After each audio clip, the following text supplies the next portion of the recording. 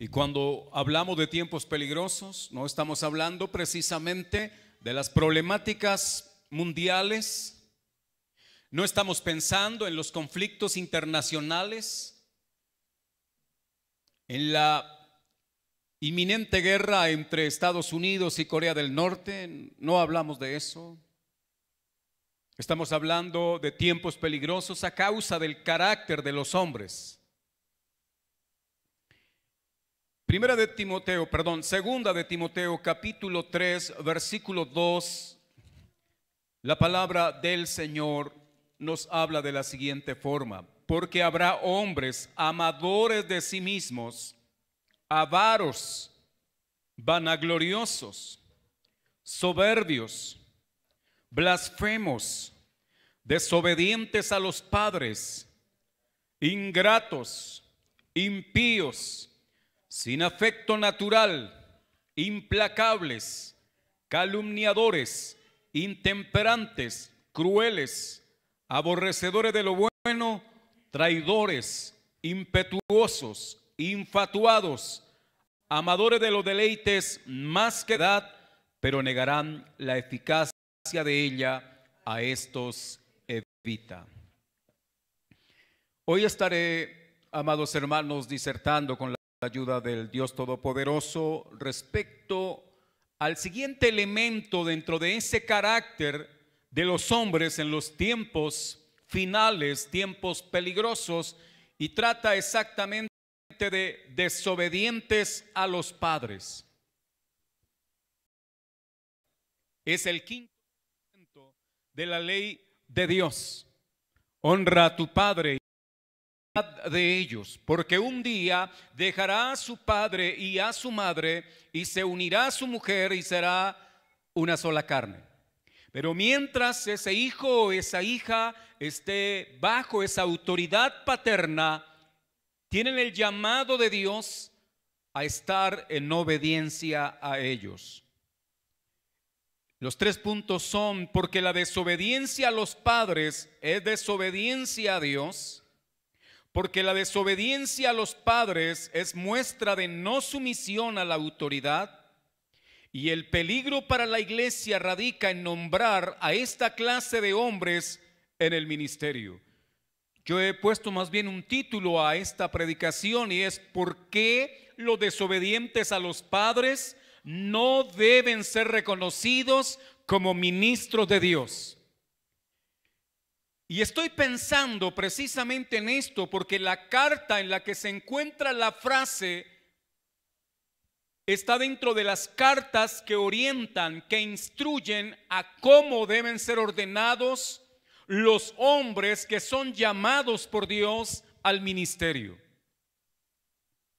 Y una de esas características que nos muestra en Primera de Timoteo capítulo 3 es que deben ser producto de un hogar que vive en sujeción a Dios. El obispo debe tener a sus hijos en sujeción. Debe enseñarles obediencia a Dios, pero obediencia también a ellos. Pero cuando una persona conocedora de la palabra de Dios no atiende a las ordenanzas divinas, ¿cómo podrá estar ejerciendo un ministerio para el Señor? Por eso en el primer punto quiero destacar que la desobediencia a los padres es desobediencia a Dios. Usted dirá: este mensaje podría ser para jóvenes solteros que están en casa. Pero yo no quiero quedarme hablando nada más de la desobediencia, que no es un asunto solamente de honrarlos a ellos o de deshonrarlos, pues a la verdad, deshonrar a nuestros padres implica deshonrar a nuestro Dios. A veces pensamos que pecar contra nuestros padres no tiene una implicación en nuestra relación con Dios, y no es así. Es necesario que los hijos, que aun cuando ya no estamos bajo la autoridad de nuestros padres, no nos olvidemos de honrarlos a ellos si queremos nosotros honrar también a nuestro Dios. Es más, por razón de la honra a Dios, yo debo honrar a mis padres. y no lo contrario. Quisiera que lo viéramos de esa forma. O sea que aquí finalmente ustedes deben recordar que el propósito original por el cual el hombre fue puesto en la tierra es para dar la gloria a Dios, es para dar la honra a Dios, es para vivir en armonía con Él, para disfrutar de su presencia. Ese es el propósito de la vida del ser humano en esta tierra. Entonces, si yo deseo, porque Dios ha puesto en mi corazón ahora por su gracia, el buen deseo de honrarlo a Él, implica honrar a nuestros padres. No importa cuántos años tengamos, no importa, probablemente que quizá ellos cometieron algunos errores, algunas faltas, y algunos hijos seguramente puedan excusarse y decir: mi padre me abandonó, mi madre me abandonó, como que no estoy obligado a honrarlos a ellos. Pero recuerde, ahora que Dios le ha llamado a usted a sus caminos y usted conoce a Dios por la gracia de Él, usted sabe que en la honra que debe dar a Dios, también debe honrar a sus padres.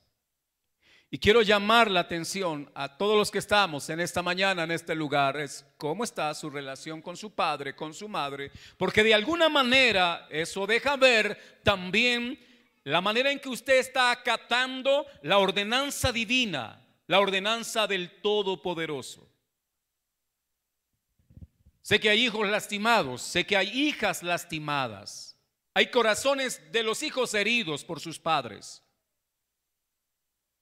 Hay algunos que están resentidos probablemente, pero si el Señor ha perdonado sus pecados, también nos invita a perdonar a los demás.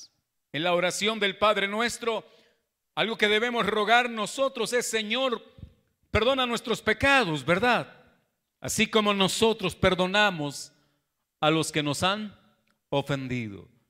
Por lo tanto, hay que perdonar a nuestros padres si ellos quizás se equivocaron como seres humanos y probablemente no teniendo la luz del Evangelio para criar su familia, cometieron probablemente errores que lastimaron nuestras vidas, pero ahora que por gracia de Dios hemos sido perdonados, nosotros por gracia debemos perdonar.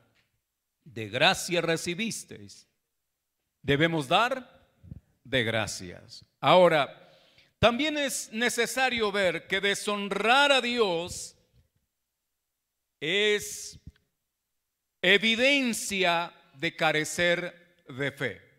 O sea, para aclarar, deshonro a mis padres y con eso demuestro que estoy deshonrando a Dios. Y deshonrar a Dios es evidenciar carencia de fe. Es como si en mí no hubiese la fe.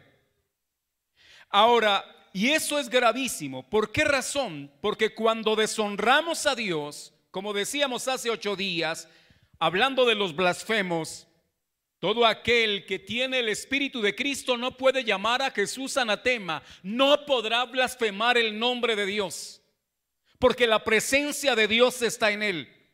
De nuevo debo decir entonces que todo aquel a quien el Señor ha tomado como vaso para morar y ha colocado su gracia, ha colocado su Espíritu, esta persona deberá evidenciar su fe a partir de las buenas obras que Dios preparó de antemano para que anduviésemos en ellas.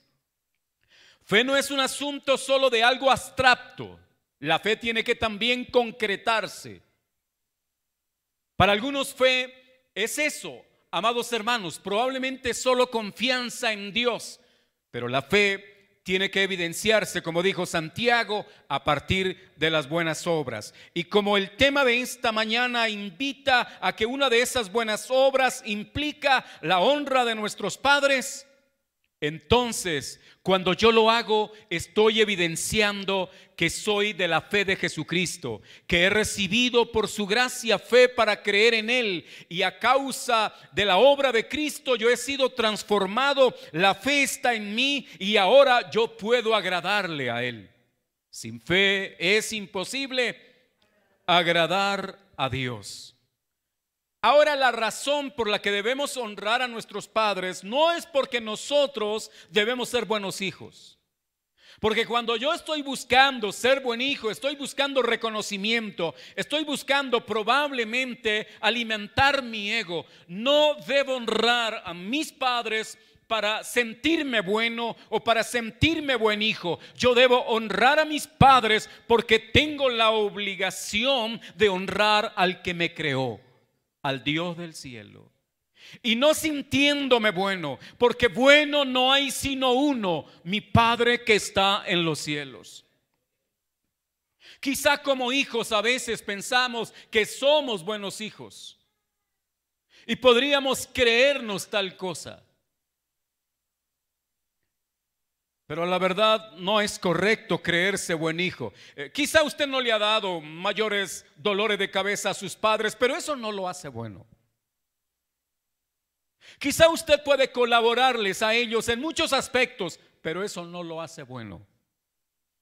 El único que puede derramar algo de bondad en su vida se llama Jesucristo, el Hijo de Dios. Y si hay algún destello de bondad en nosotros, no es algo que vierta de nuestra propia naturaleza, no es algo que nazca en nosotros mismos, es algo que Dios hace que se pueda dar por su inmensa bondad. Es un destello de la bondad de Dios a través de nosotros. Por eso cuando usted que cree en la palabra, que ha sido ahora llamado por Dios y honra a sus padres, hará que el nombre de Dios sea glorificado por esa conducta. Hará que el nombre de Dios sea exaltado, porque la queja de unos padres abandonados, el cuarto mandamiento dice que debemos santificar el día del Señor, y el quinto mandamiento dice honra a tu padre y a tu madre.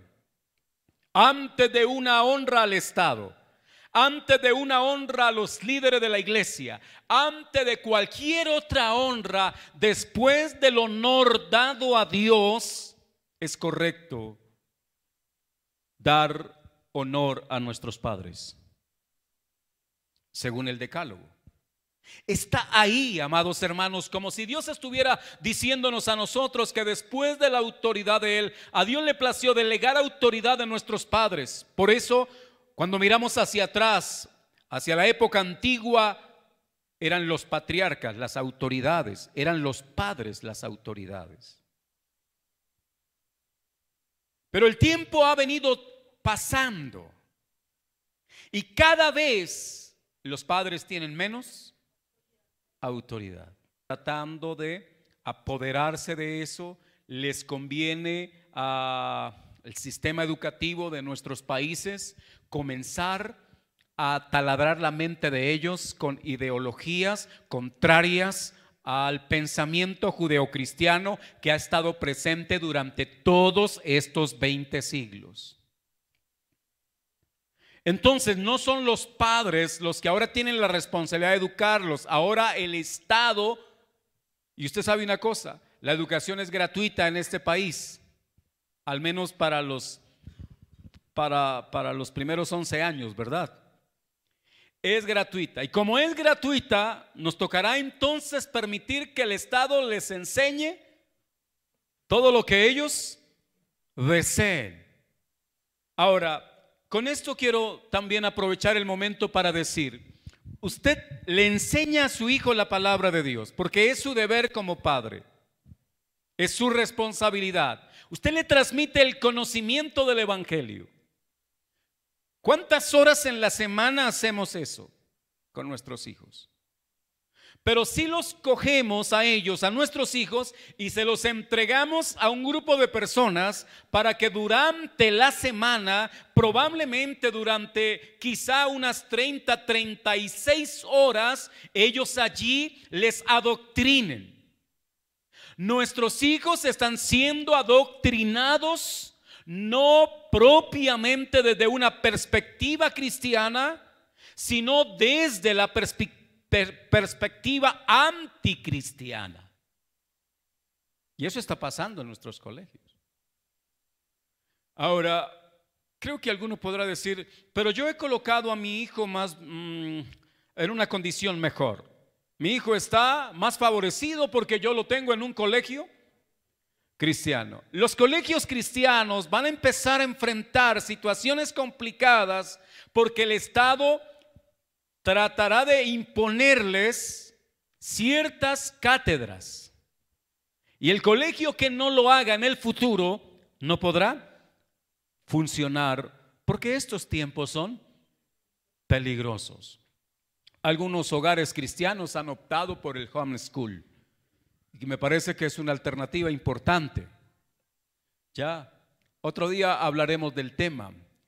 ¿Por qué razón? Porque a los padres se les entregó originalmente la función, la tarea de educar a sus hijos. Pero quizá me estoy saliendo un poco del tema. Debo entonces pensar que si vamos a nombrar a alguien para el ministerio, es necesario que la persona llamada al ministerio sea una persona que identifique su autoridad. En este caso, debe dar honra a ¿quiénes? A sus padres. Porque el que no honra a sus padres, pues probablemente no va a respetar a otro ser humano. Y la deshonra a sus padres es algo, amados hermanos, que muestra que no hay una relación con Dios, que no hay una fe en Dios, que no se está guiado o movido por el Espíritu de nuestro Dios, que es la única fuerza o poder o persona que está dentro de nosotros y que nos lleva a vivir las palabras de Cristo. Sin el Espíritu de Dios en nuestra vida es imposible poderlo hacer. No hay fuerza humana, no hay, amados hermanos, capacidad humana para vivir los mandamientos dados por Dios, para entrar en obediencia a Dios. Hay hermanos que dicen, hermano, creo que yo ya he ganado un buen terreno en el campo de la obediencia, pero usted no es salvo por obediencia.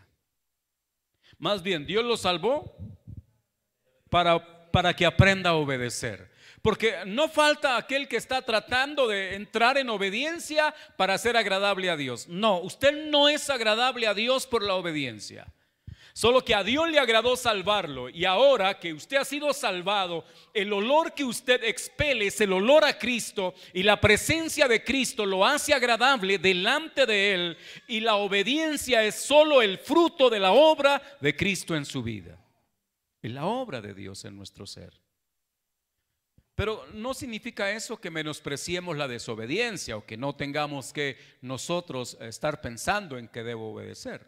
No, quiero decir es que es necesario que nosotros entremos en obediencia, pero siempre reconociendo que puedo obedecer porque Dios me salvó, porque Dios ha hecho la obra en mi vida y ahora estoy capacitado para poderlo hacer. Sin Él es imposible. Entonces, qué bueno es que aquí en la iglesia hay hermanos que sirven, hay hermanas que sirven. Tenemos jóvenes acá, algunos solteros, otros casados.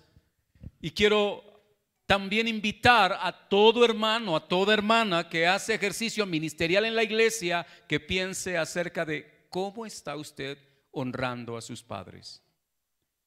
Porque no pretenda hacer un servicio a Dios cuando quizá estamos descuidando algo tan importante y algo que Dios colocó en un lugar también de honor como es la relación con nuestros padres. Es necesario, amados, que quien pretenda servir al Señor piense en esto. Porque no estaría bien llamarle si usted no está ocupado en estas cosas. El sometimiento a Cristo como Señor es un asunto, no es un asunto de decisión humana. O sea, yo voy a someterme a mis padres porque debo someterme a Dios. La razón por la cual de ese sometimiento a Cristo es porque Él es mi Señor y ahora todos nosotros los que vivimos bajo el señorío de Cristo. ¿Recuerdan que alguna vez se nos dijo que Jesús era nuestro Señor? ¿Recuerdan cuando alguna vez, quizá de forma, no sé, vamos a decirlo así, equivocada, le dijeron repita esta oración? Reciba a Jesús como su Señor. Y usted dijo, bueno, yo voy a repetir la oración, y repitió la oración, y al final entonces usted dijo, ahora yo he reconocido que Jesús es mi Señor. Este no es un asunto de una oración, este es un asunto, amados hermanos, de que primero Dios le haya llamado. Nadie podrá reconocer a Cristo como Señor si el Espíritu no está en él. Eso es claro en la Biblia, en Romanos capítulo 8. De manera que el día que usted pueda decir que Jesús es el Señor, es porque Jesús ha obrado en su ser de manera especial y el Espíritu de Cristo está en su ser. Y al estar en su ser, ahora usted puede someterse al señorío de Cristo, producto de que Él tomó el control de su vida. Yo sé que a veces nosotros oramos y decimos, Señor, te entrego mi vida. Ese no es un asunto de que usted entregue su vida. O sea, usted que no entrega nada. Dios la toma cuando Él quiere, ¿verdad?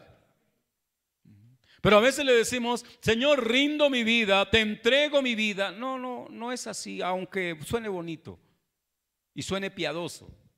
Pero esto no es un asunto de que usted entrega su vida. El Señor nos ha tomado por su infinita bondad y ha tomado el señorío sobre nosotros.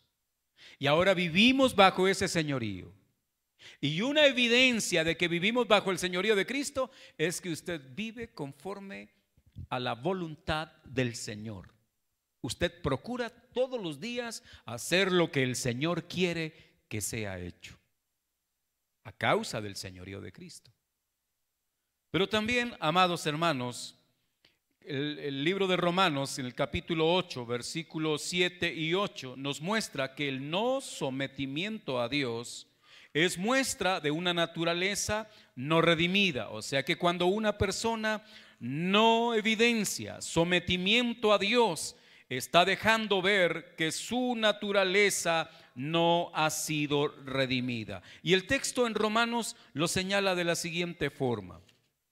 En el capítulo 8, el versículo 7 y 8 dice así: en cuanto los designios de la carne, o por cuanto los designios de la carne son enemistad contra Dios, porque no se sujetan a la ley de Dios, ni tampoco pueden. Y los que viven según la carne no pueden agradar a Dios. Repito el texto. Por cuanto los designios de la carne son enemistad contra Dios, porque no se sujetan a la ley de Dios, ni tampoco pueden. Lo cual significa que la obediencia para estos es imposible. La razón: los designios de la carne se imponen y por lo tanto la persona se constituye en enemigo o enemiga de Dios. Y luego el versículo 8 dice: y los que viven según la carne no pueden agradar a Dios. La razón por la que no pueden agradar a Dios es porque no hay fe en ellos. Y al no haber fe, no hay obediencia. Y al no haber fe, no hay manera de agradar al Señor. Al no haber fe, no hay manera de someternos al señorío de Cristo. Y eso deja ver que esa persona no ha sido redimida, no ha sido rescatada. Ahora, todo esto para que, amados hermanos, comencemos a notar una cosa. Muchas de las personas, o mejor, quizá algunas de las personas que hacen el ministerio cristiano en nuestros días, no son redimidos. ¿Sabía usted que alguna persona no redimida podría llegar a ser pastor también de una iglesia? Aún llevar el título de apóstol. Y usted dirá, pero ¿cómo es posible si llegan a ser pastores, apóstoles, profetas y todo eso que tanto se dice? ¿Cómo es posible que lleguen allá y no sean redimidos? Pues, amados hermanos, desde los días de Pablo, muchos que andaban según la carne, que no se sujetaban a la ley de Dios porque no podían, también ocuparon cargos importantes dentro de la comunidad de fe. Hace 8 días hablamos de 2 de ellos, ¿verdad? Uno de ellos se llamó Himeneo y el otro Alejandro. Esos personajes fueron líderes de la iglesia, pero Pablo tiene que condenar el actuar de ellos, el proceder de ellos. Hoy habrá mucha gente sirviendo en los púlpitos, algunos de ellos sin haber sido redimidos. Y aparentemente estarán predicando el evangelio, pero no será un evangelio anclado en Cristo. No será un evangelio, amados hermanos, que trate con Cristo. Es otro evangelio como el que Pablo señaló en Gálatas capítulo 1. No un verdadero evangelio, un falso evangelio. Y el falso evangelio le hace creer al creyente que la respuesta la tiene usted. El falso evangelio predicado, amados hermanos, para engañar, le hace creer que usted tiene la solución. Esta mañana casualmente en un ratito de diálogo que teníamos, estábamos hablando de la teología por fórmula. Y en la teología por fórmula le están diciendo, haz esto, esto, esto, y el resultado es este. Y nosotros copiamos, ¿verdad? Tomamos apuntes para vivir una teología por fórmula. Pero la propuesta que se nos hace es a una teología trascendental. No hay fórmulas. Lo único que podemos hacer es, por gracia de Dios, ir a Cristo. Y eso que Él nos llame. Porque si Él no nos llama, nadie podrá venir al Señor. Si Él no nos llama, nadie podrá acercarse a Él. Pero al llamado de Dios, y estaba pensando precisamente cuando el Señor Jesús le dijo a Pedro, lo invitó a venir a Él. Y lo invitó a venir a Él desde la barca. Pedro estaba en la barca, Jesús no estaba en la barca. Y Jesús le dice, ven a mí. Ahora, ¿alguien tiene la fórmula para caminar sobre las aguas? ¿Alguien sabe cómo poder caminar sobre las aguas? Es algo completamente imposible para nosotros. No podremos caminar sobre las aguas. Pero Pedro no tenía una fórmula para hacerlo. Lo único que escuchó fue la voz de su maestro que lo invitó a venir. Y él, escuchando la voz de su maestro, fue y caminó, no sabemos cuántos pasos, pero algo caminó sobre las aguas. No había fórmulas. Y estábamos analizando precisamente que a veces estamos en situaciones en las que no sabemos qué hacer. Y quisiéramos saberlo, quisiéramos tener claridad respecto a cuáles son los pasos para salir de una situación complicada. Y a la verdad, hay momentos en los que tenemos que decir, lo único que puedo hacer es lo que dijo Pedro, Señor, sálvame. Señor, sálvame. Señor, ten misericordia de mí. Pero el verdadero evangelio siempre, amados, el verdadero evangelio siempre nos va a decir la siguiente verdad: que usted es incapaz, que yo soy incapaz. ¿Están de acuerdo? Bueno, 3 están de acuerdo. El verdadero evangelio nos va a decir que somos incompetentes, incapaces, insignificantes criaturas, y que la única salida que tenemos es que el Señor, que es grande y poderoso, venga en nuestro socorro, venga en nuestra ayuda. Que sin Él no hay salvación, no hay salida, sin Él no hay nada que hacer. El hombre está condenado en sus pecados, en su maldad, en su vida descarriada, no hay nada que hacer. El verdadero evangelio habla de eso. El verdadero evangelio le dice que debe venir arrepentido, en arrepentimiento, reconociendo su pecado y su maldad, su falta de entrega al Señor, rindiéndose a los pies de Él, clamando misericordia y entendiendo que esa posibilidad de venir a Él a clamar misericordia significa que Él ya está actuando en mi vida, porque si Él no actuara yo no podría venir. Amén. Pero a veces nos están haciendo creer. De hecho, ayer estaba escuchando una conferencia. Obviamente el que estaba dando la conferencia no era cristiano. Y me pareció una conferencia interesante, pero humanista. Y en el mensaje de fondo siempre era, tú puedes. ¿Han escuchado acaso en los púlpitos eso? ¿Tú puedes? Y yo debo decirle en esta mañana, usted no puede. Usted no puede. pero el Señor Jesucristo sí puede.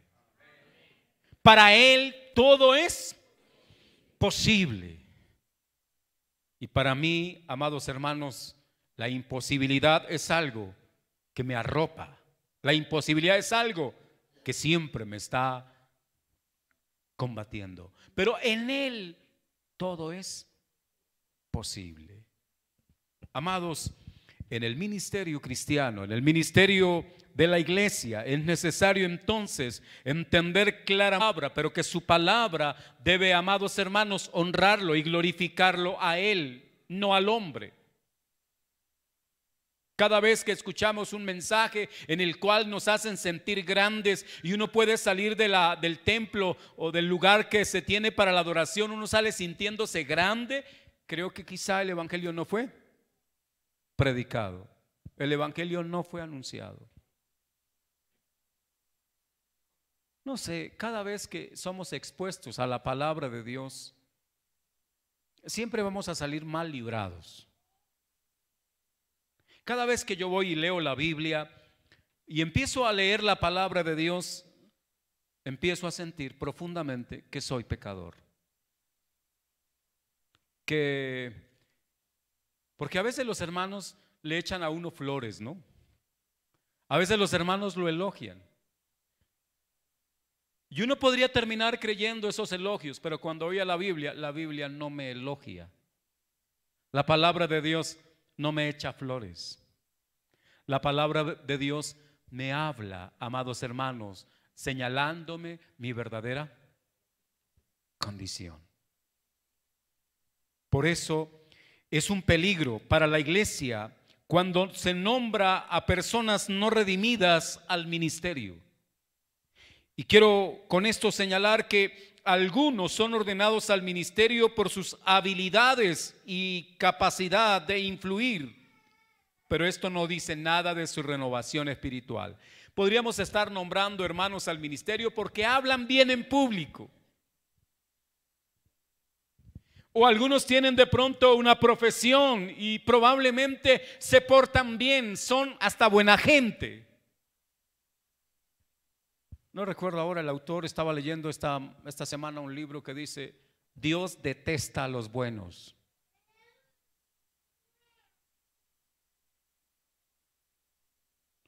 Y usted quizás se ponga a pensar, no puede ser. ¿Cómo así que Dios detesta a los buenos? Quiere decir, Dios detesta a los que se creen buenos. ¿Sabe por qué razón? Porque en la época de Jesús había un grupo que eran muy buenos. Eran los fariseos. Eran muy buenos. Ellos ayunaban 2 veces a la semana. Usted desayuna 7 veces a la semana. Ya le diré para qué es bueno. Ellos daban diezmos hasta de lo más mínimo. O sea, yo pienso lo siguiente: oh Dios, tener una cantidad de fariseos así en la iglesia sería una enorme bendición. Gente buena así. Eran piadosos y ellos tenían la idea de que eran buenos. Por eso cuando Jesús estuvo en contacto con publicanos y con personas que eran pecadores, los fariseos que se creían buenos señalaron a Jesús, juzgaron a Jesús, lo censuraron. Y un día Jesús cogió a esos buenos y les dio un tremendo discurso. Les dijo: escribas y fariseos, ustedes que limpian lo de afuera del vaso, que adornan las tumbas, pero por dentro están llenos de pudredumbre, de hediondez, de putrefacción. Porque a la verdad, amados hermanos, sentirnos buenos solo habla de nuestra maldad. No sé si usted esté de acuerdo conmigo. Pero, y estoy mencionando algo que estaba leyendo precisamente porque en la época de Jesús los fariseos eran los rectos, eran los que se veían, amados hermanos, como los mejores seres humanos. Es más, si usted es padre de familia, ¿no querrá para esposo de su hija a un fariseo?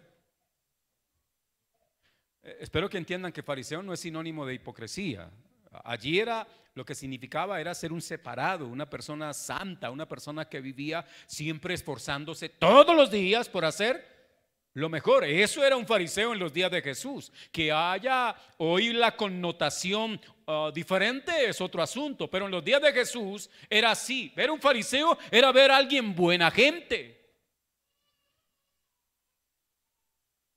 Pero a causa de ese concepto de bondad personal, no necesitaban a quién, a Dios. Todo el que se cree bueno ya está confiando en su propia bondad y no necesita un Salvador, no necesita un Redentor.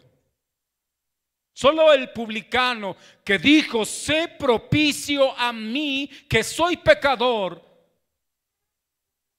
salió justificado, dice la Biblia, de esa oración. ¿Recuerdan? El publicano y el fariseo.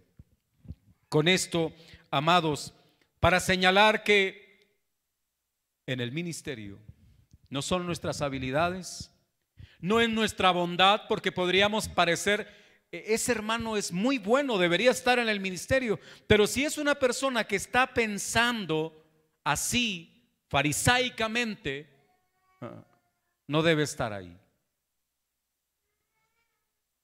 Debe ser alguien que reconoce que es pecador.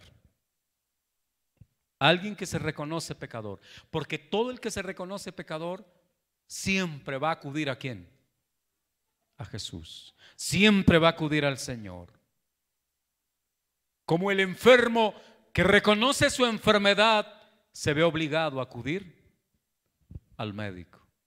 Desde el día viernes en la noche he estado padeciendo una amigdalitis. Ayer casi todo el día hice fiebre y tuve que reconocer que necesitaba medicina, porque el dolor y la fiebre me quebró. Fue difícil ayer. Y no pude almorzar, por ejemplo, y eso es grave para mí.